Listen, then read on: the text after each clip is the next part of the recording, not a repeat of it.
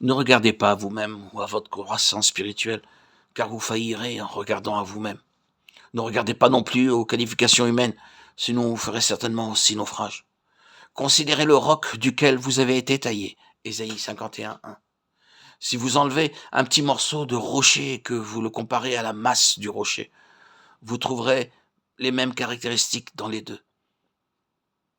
De même, toutes les vertus du Seigneur Jésus-Christ et ses qualifications sont déversées tous les jours en nous, tandis que nous continuons à regarder à lui. Il est notre modèle et notre vie. Lorsque nous prenons l'homme comme guide, aide et exemple, nous sommes déçus et offensés. Au contraire, nous devons constamment regarder à lui comme étant notre vie et notre justice, et il nous dotera des vertus qui sont les siennes. Si vous voulez lui ressembler, il vous faut dire par la foi au Seigneur, répands ta vie en moi. Répands ta vie en moi, Seigneur. En toi, je veux placer ma confiance. En toi, je veux me vider de moi-même pour être rempli de toi. Je veux me faire petit pour laisser de la place à toi, Seigneur, pour que tu puisses rayonner dans ma vie, dans mon cœur, dans mon âme, dans mes paroles, dans mes actions.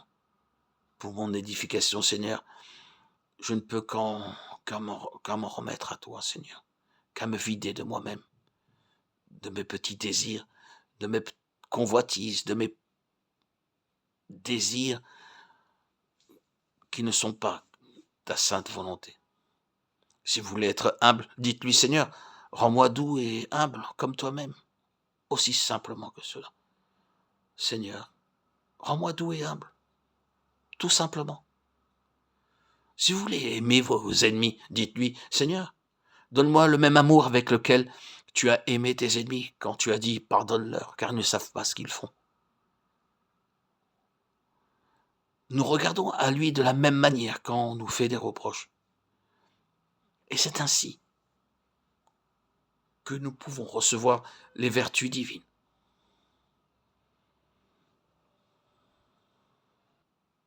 Croyez bien que toutes les vertus que vous avez reçues par la grâce et la bonté de notre Seigneur, toute cette longanimité, ne viennent pas de vos propres efforts.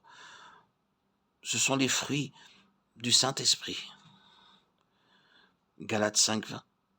Si vous dites « je veux m'humilier », vous deviendrez très orgueilleux. Ou si par ailleurs vous dites « je ne veux pas me mettre en colère », vous allez vous emporter de plus belle. Il vous est impossible d'acquérir quelques vertus de vous-même. Soyez-en conscients.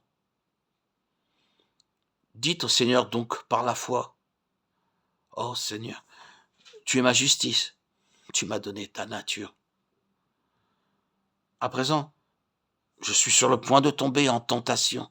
Donne-moi ta propre vie, fais de moi un vainqueur. » C'est de cette façon que vous deviendrez alors victorieux. Si vous ne vous tournez pas vers lui, vous faillirez de toute évidence.